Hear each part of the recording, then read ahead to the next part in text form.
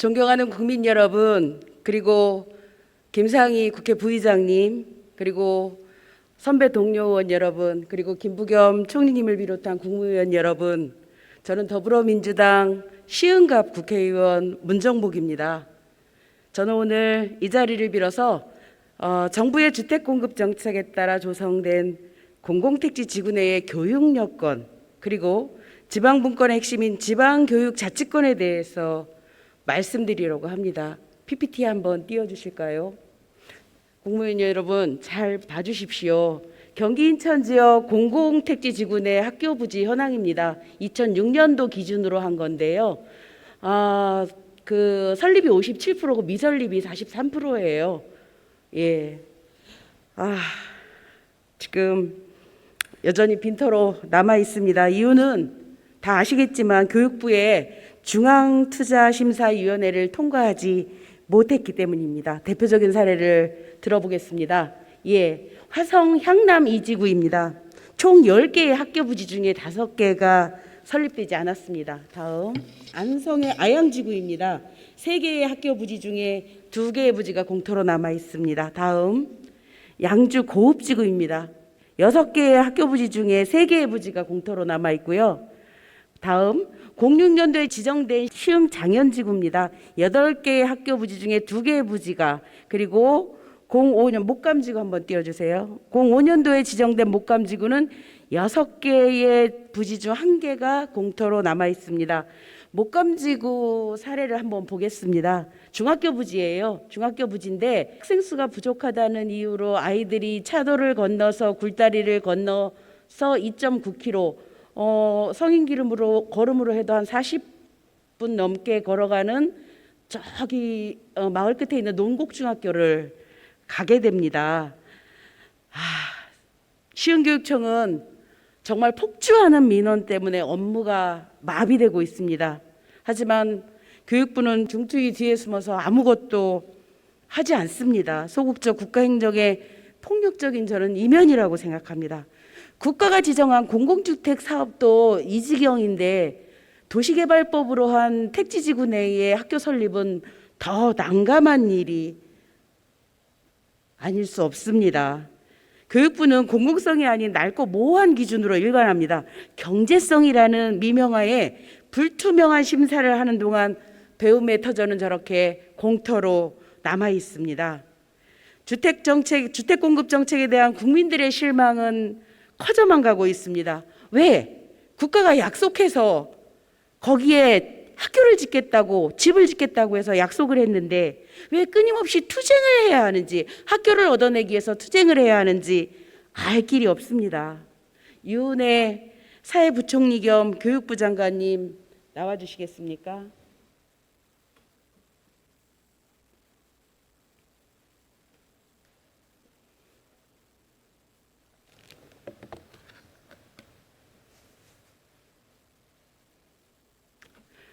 장관님 많이 힘드시죠?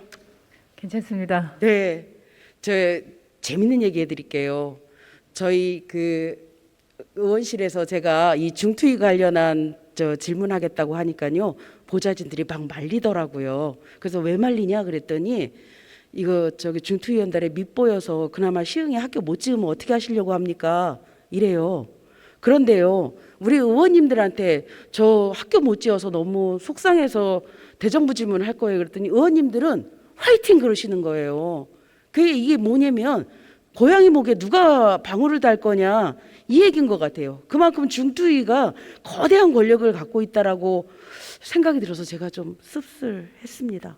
저도 재미있는 말씀 한 말씀 드릴까요? 네네네. 제가 지역 국회의원일 때 학교를 정말 꼭 지어야 되는데 네. 중투 심사를 통과를 못해서 못 지었던 적이 있었습니다. 네. 여전히 그 학교 짓지 못했고요. 네. 제가 장관이 돼도 네. 그 제도나 이런 것을 의원님 말씀에 충분히 공감하지만 바꾸기 어려운 현실도 있다는 말씀을 드립니다. 그러게요. 제가 저희 동네 학교 지어달라고 주민들하고 장관님 갔을 때 저 손 꼭 붙잡고 그러셨잖아요. 나도 학교 못 짓고 있어 이러셨잖아요. 예, 다 기억합니다. 그래서 공개적으로 얘기할 수밖에 없게 됐어요. 지금 예, 지금 저 장관님 법률에 하극상이 벌어지고 있어요.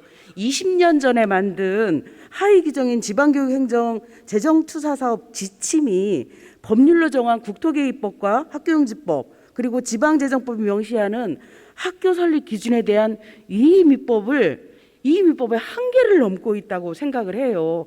장관님 혹시 여기에 대해서 또 무슨 생각이 좀 있으실까요?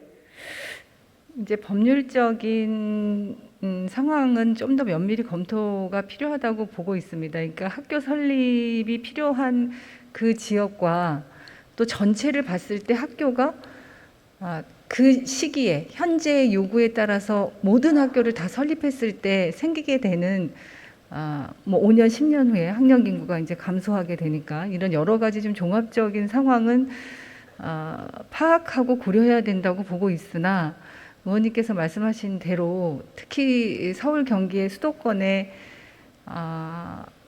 신도시를 중심으로 해서 실제로 학교 설립이 지연되면서 겪는 그 주민들의 어려움과 불편함을 또 아이들의 학습권에 있어서 충분히 보장하지 못하고 있는 점에 대해서는 저도 문제가 있다고 판단하고 있고 그 부분에 대한 제도 개선 방안이랄까요? 이런 것들을 저희가 시도교육청하고 지금 논의를 하고 있습니다. 그런데 논의의 진전이 생각만큼 빠르게 진척이 되고 있지 못한 그런 좀 안타까움이 있는데요. 오늘 의원님 또 직접 이렇게 공개적으로 말씀을 주셔서 저도 조금 더 그런 제도 개선 방안들이 현실적으로 좀 빠르게 진전될 수 있도록 그렇게 노력하겠습니다. 반가운 얘기고요. 장관님 임기가 한 2년만 더 남았으면 참 좋겠습니다. 예, 저희가요 재정투자 사업 지침 심사 기준에 이런 것들이 있어요. 국가의 장기 계획 및 경제 점 찍고 사회 정책의 부합성에 연계하여 반영하라는 항목이 있어요. 이게 무슨 의미인지 이해하시죠? 네네. 네. 지금 보면 정부의 수도권 정책이 대한민국 주거 안정의 근간을 이루는 중대한 계획 아니겠습니까? 그런데 지구 지정 시 기반 시설 중에 반드시 학교용지를 확보하도록 하고 있어요. 그리고 대다수의 입주자는 이런 국가가 제시한 지구 계획의 분양 공고에 기재된 학교에 대한 내용을 보고 분양 신청을 하는 겁니다. 이는 국가 정책이니 당연히 지킬 거라고 신뢰를 하는 거죠. 그렇죠? 이거는 사회 정책이고 국가가 가지는 커다란 그 정책의 골간인데 이것을 중투위에서 반영해내지를 못하는 거예요. 이거에 대해서 장관님께서 좀 짤막하게라도 코멘트를 좀 달아주실 수 있으실까요? 근데 이제 의원님 말씀대로 이렇게 직접적인 표현을 하면 중투위원들이 뭔가 굉장히 대단히 잘못하고 있는 것으로 아니 우리는 그렇게 보여져요. 비춰지는데, 그러니까 중투위원들의 이게 개인적인 어떤 자잘못의 문제가 아니라 지금 있는 학교 설립의 기준과 원칙, 제도적으로 있는 그 기준에 따라서 중투심사위원들은 심사를 하는 것이기 때문에 사실 저는 이제 중투심사를 할 때 쭉 절차가 진행된 것의 결과를 이제 보고를 받게 되는데요.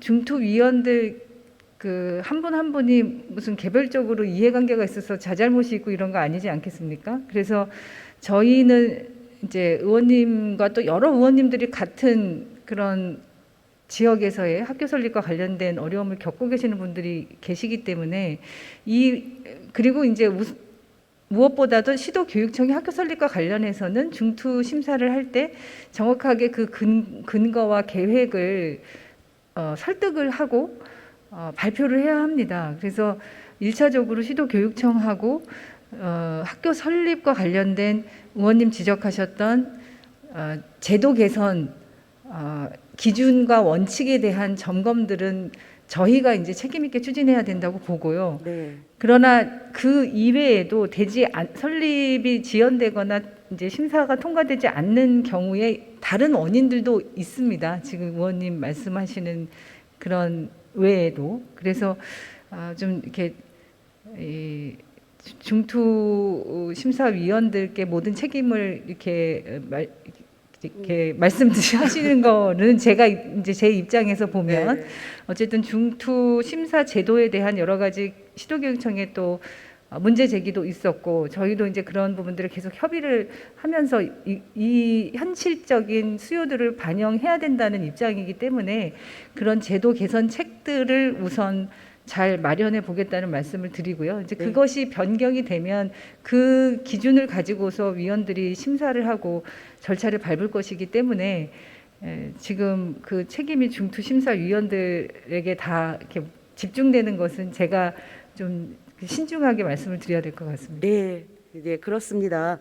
어떻게 뭐 개인적인 중투위원들에게 그렇게 책임을 물을 수 있겠습니까? 20년 된 낡은 지침이라는 겁니다. 그리고 사회는 너무 많이 변화됐고, 그리고 환경인구 감소로 인해서 굉장히 많은 그 교육의 그 형태에 대해서 다양한 그 상태들이 공존하고 있는 거 아니겠습니까?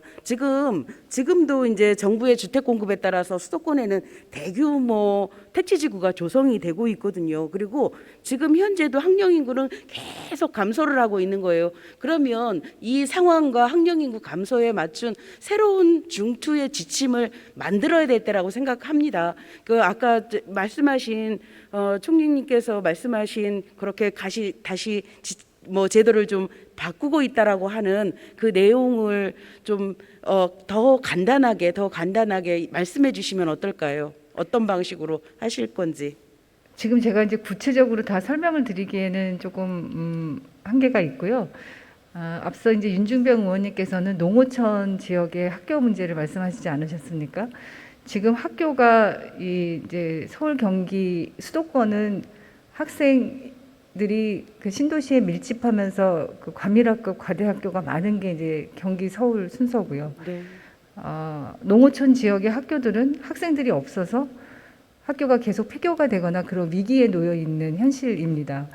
그래서 학교를 그냥 단순히 설립한다 만다의 문제라기보다는 전체적으로 수도권이든 비수도권이든 지금 있는 아이들이 양질의 교육을 제대로 받기 위한 환경을 어떻게 만들 것인가, 지역적인 상황의 특성을 어떻게 반영할 것인가, 그것이 제도에 반영이 돼야 된다고 보고 있고요. 지금까지는 그렇게 지역적 특성이나 그런 것들이 반영되지 않은 상황의 제도로 이렇게 운영이 되어 왔었기 때문에 제가 농어촌 지역도 통합 학교를 운영한다든지 새로운 다양한 형태의 학교 운영을 TF를 꾸려서 논의를 하고 있다고 아까 말씀을 드렸는데 네. 마찬가지로 수도권 내에서도 계속 이런 문제가 반복적으로 제기가 되고 여러 의원님들이 또 말씀을 해주시고 계셔서 저희가 이 부분을 그러나 이제 모든 학교 부지에 그러니까 분양이 되기 전이나 실제로 입주를 하기 전이나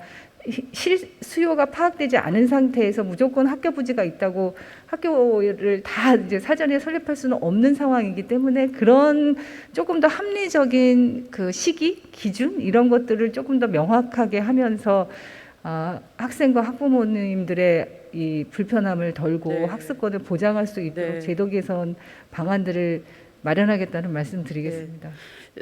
총리님 지금 현재 신도시 내에 그러니까 택지지구 내에 학교를 못 짓는 이유가 반경 1.5km라고 얘기했는데 실제로는 중투에서는 2km를 지정을 해요. 그러면 그 안에 유휴교실이 있기 때문에 거의 신설이 안 되는 거잖아요.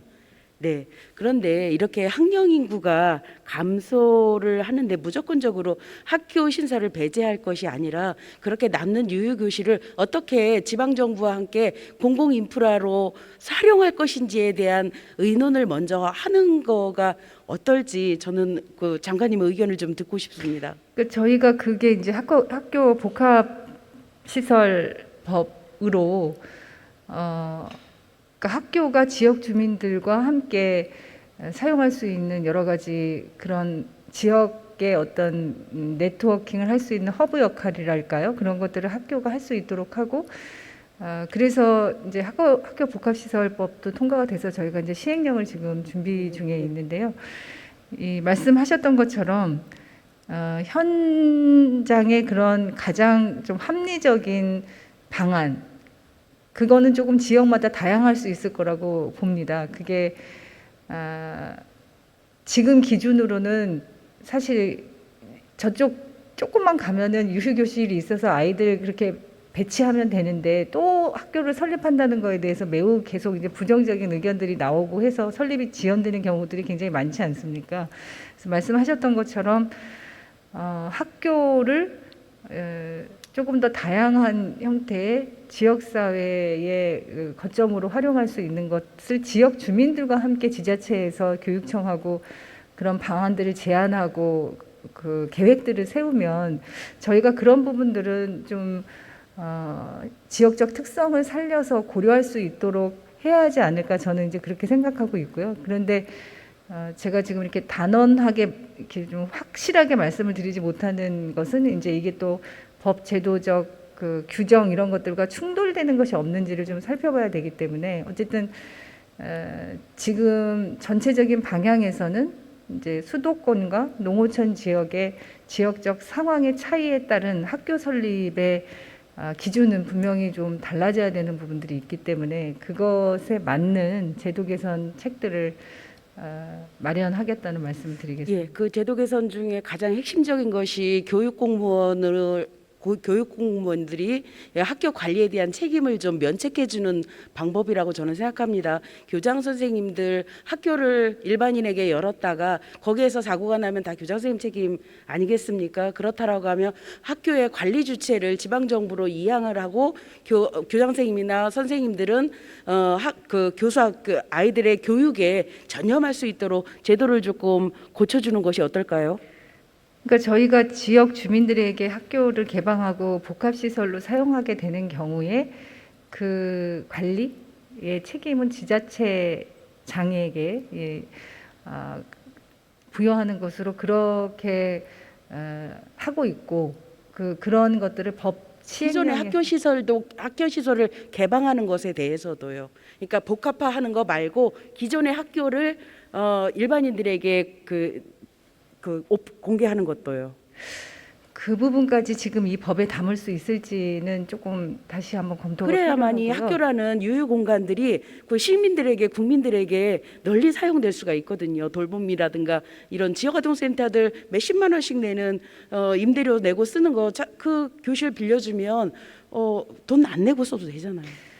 근데 이제 지역아동센터는 좀 이 부분하고는 그러니까 좀 예를 구분이 들어서 되는 드리는 것이고요. 말씀이에요. 예, 그러니까 학교를 그러니까 복합 시설로 새로 짓는 학교들에 대해서는 이 법이 적용이 될 것이고요.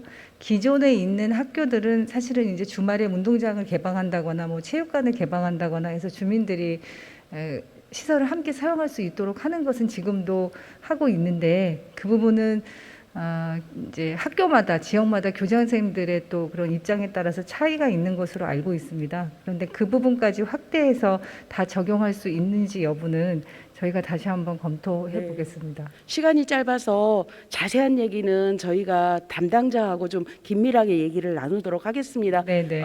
총리께서는 들어가셔도 좋겠습니다. 네. 세상에는 경제성과 수익성과 효과성만으로 따질 수 없는 가치들이 있거든요. 그것들이 바로 아이들을 위한 거라는 거죠.